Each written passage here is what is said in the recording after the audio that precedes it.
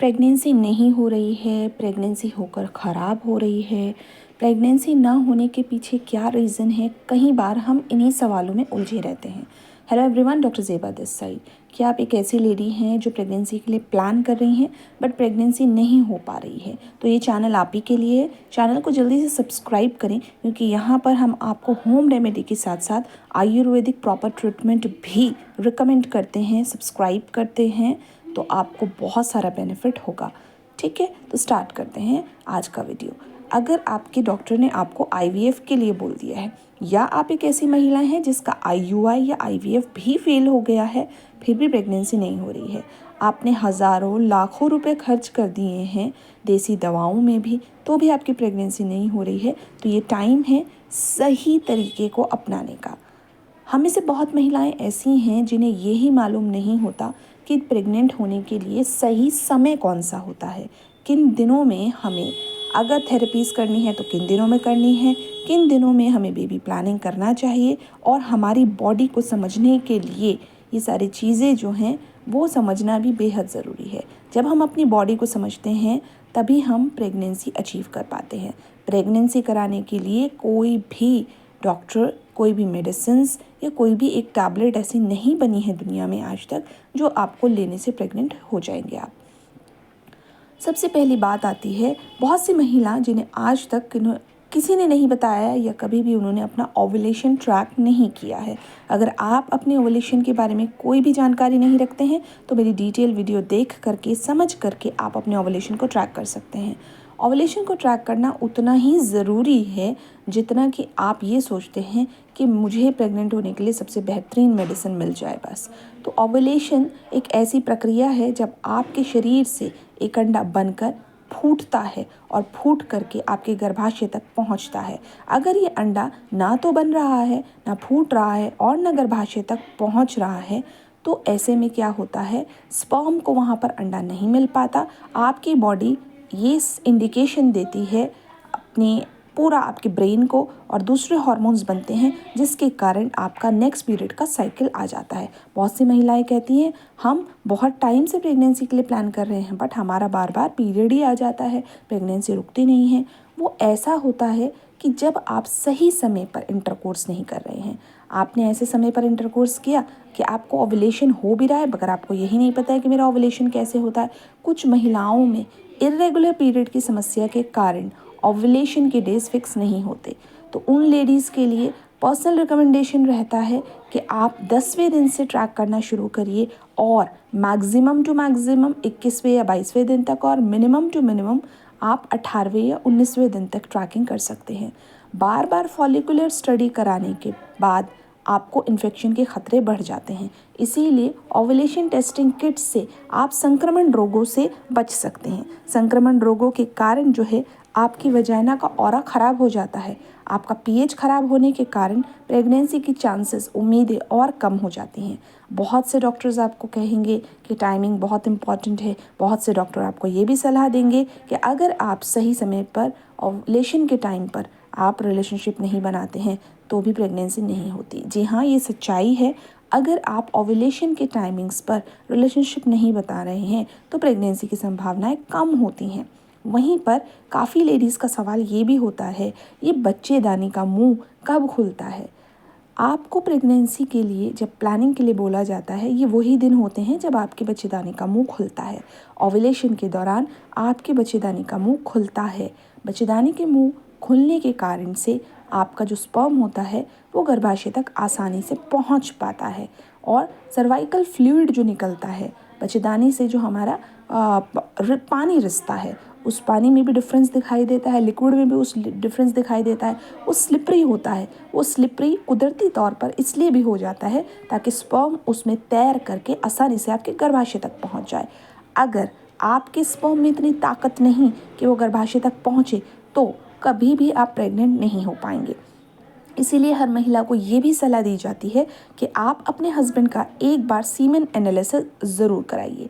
देखिए, लाखों रुपए तक के खर्चों के ट्रीटमेंट्स अवेलेबल हैं मार्केट में, वहीं पर हम आपके लिए लेकर आए हैं आयुर्वेद के ऐसे ट्रीटमेंट, ऐसे होम रेमेडीज़ जो आप एक बार सीख करके अपनी प्रेगनेंसी के चांसेस को बहुत ज़्यादा बढ़ा सकते हैं।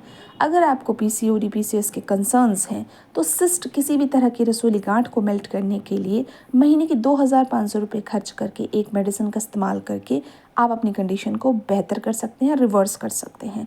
वहीं पर अगर आपको पीरियड्स का इशू है तो 1,500 रुपये की मेडिसिन महीने का खर्च करके आप अपनी प्रॉब्लम को ठीक कर सकते हैं। वहीं पर अगर आपको हार्मोनल इम्बैलेंस हैं तो उसमें भी आप जो हैं 2,700 रुपये का मेडिसिन का खर्चा करके, मतलब मेडिसिन ले करके आप अपनी प्रॉब्लम को सुधार सकते हैं। बट अगर हस्बैंड को समस्या आ गई है फिर क्या करें? 3,500 रुपये तक की मेडिसिन का इस्तेमाल करके आप अपने हस्बैंड की प्रॉब्लम को भी सुधार सकते हैं। बट एक बड़ा सवाल आता है, क्या सिर्फ और सिर्फ मेडिसिन लेने से ही समस्याएं ठीक होती हैं? जी नहीं, इसका जवाब बिल्कुल है ना। अगर आप प्रेगनेंसी प्लान करना चाहते हो तो आपको मेडिसिन के साथ साथ हेल्दी डाइट, योगा और स्ट्रेस मैनेजमेंट करना ही पड़ेगा। अगर आप इन सब चीज़ों पर ध्यान नहीं देते हैं तो ये डबल लाइन आपको कभी भी नहीं दिखने वाली है। अगर ये डबल लाइन आप भी देखना चाहते हो और आप भी प्रेग्नेंट होना चाहते हो, वो भी नेचुरली, तो मेरी बताई गई चीज़ों को फॉलो करना स्टार्ट करिए।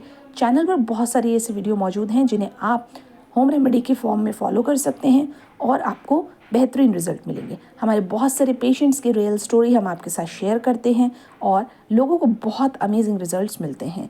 दुआ में एक दूसरे को याद रखना तो उतना ही ज़रूरी है जितना समय पर मेडिसिन्स लेना, समय पर योगा करना और अपने आप को पॉजिटिव रखना। किसी को 1 महीने में प्रेगनेंसी हो जाती है, किसी को 2 महीने में, किसी को 1 साल में, तो किसी को 6 साल में। सबका अलग अलग बॉडी टाइप होता है, इसीलिए बॉडी पर अलग अलग तरीके से रिजल्ट्स मिलता है। अगर आपका आईवीएफ भी फेल हो गया है, आईयूआई भी फेल हो गया है, तो भी उम्मीद ना हारें और तब तक की उम्मीद बांधे रखें जब तक आपके पीरियड्स आ रहे हैं, क्योंकि ये सच्चाई बिल्कुल भी नहीं है कि 55 की उम्र में प्रेगनेंसी नहीं हो सकती। 55 की उम्र में भी प्रेगनेंसी हो सकती है, 50 साल की लेडी भी प्रेग्नेंट हो सकती है। पर शर्त ये है कि आपका पीरियड समय पर आता रहना चाहिए, आपका ओव्यूलेशन सही से होना चाहिए। और अगर ये सब चीज़ें नहीं हो रही हैं, पीरियड ही बंद हो गया है, तो ऐसे में फिर अननेचुरल तरीके से प्रेगनेंसी के लिए बोला जाता है कि आप आईयूआई भी उस पर काम नहीं करता है, आप आईवीएफ करवा सकते हैं ऐसे में। और आईवीएफ के सक्सेस रेट भी उतने नहीं हैं, बट उससे पहले आप कभी भी अननेचुरल प्रोसेस की तरफ ज़्यादा दौड़ ना लगाएं। और अगर आपके पास इतना पैसा ही नहीं है कि आप आईवीएफ करवा सकें तो ये प्लेटफॉर्म आप ही के लिए है। आयुर्वेदिक प्रेगनेंसी थेरेपी सीख करके जिसका खर्चा मात्र 10,699 रुपये 1 महीने का आपको पड़ता है और 12 महीने तक इसकी सर्विस फ्री ऑफ कॉस्ट आपको मिलती है, जिससे आपकी गर्भाशय की जो लेयर हैं वो मजबूत होती हैं, आपकी प्रेगनेंसी की संभावनाएं बढ़ा देती हैं।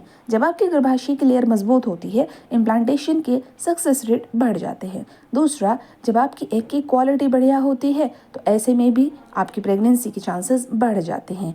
ये आयुर्वेदिक प्रेगनेंसी थेरेपी बाकी थेरेपीज से मार्केट में उपलब्ध जितने भी सर्जिकल प्रोसीजर है इनसे बिल्कुल अलग है, बिल्कुल डिफरेंट है। इससे आपको बिल्कुल भी कोई भी साइड इफ़ेक्ट नहीं आता। आपकी बॉडी के अनुसार मेडिसिन डिज़ाइन करके आपको पूरा का पूरा प्रोसीजर कराया जाता है। ये प्रोसीजर कम्प्लीटली ऑनलाइन है और आपको सिखाने के लिए इसको वीडियो कंसल्टेशन के माध्यम से एक स्टेप को समझाया जाता है और आप आसानी से इसको फॉलो कर सकते हैं।